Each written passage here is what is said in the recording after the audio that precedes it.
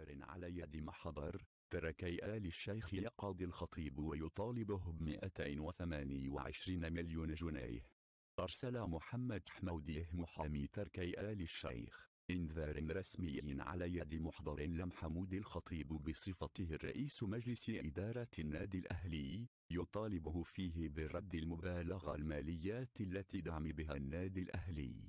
ونص الإنذار أن المنذر هو أحد الشخصيات السعوديات المرموقة، ونظرا لعشقه للنادي الأهلي ككيان رياضي كبير، فقد رغب المنذر في دعم النادي معنويا وماديا، والوقوف بجوار المنذر إليه شخصيا في انتخابات النادي الأهلي. وقد لاقت هذه الرغبة قبولا من المنذر إليه، وطلب منه الدعم المالي في عملية الانتخابات، وكذلك تطوير النادي في كافة المجالات كلاعبين ومدربين، وكذلك المباني والإنشاءات بالنادي الأهلي، بما يحقق نقله كبيرة تليق بالنادي ومكانته.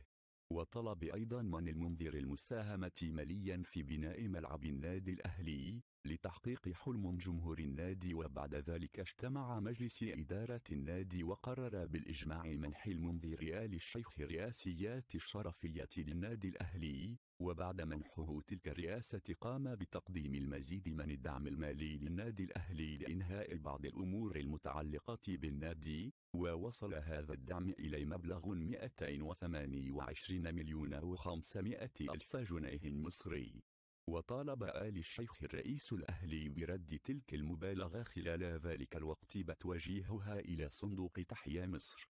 وكان مجلس إدارة النادي الأهلي قد اتخذ قرارا في وقت سابق بإعادة كافة التبرعات والهدايا المقدمة من آل الشيخ أثناء رئاسته الشرفية للنادي، فيما طالب بلجنة مالية من وزارة الشباب والرياضة لمراجعة كافة تبرعات رئيس هيئة الترفيه السعودية.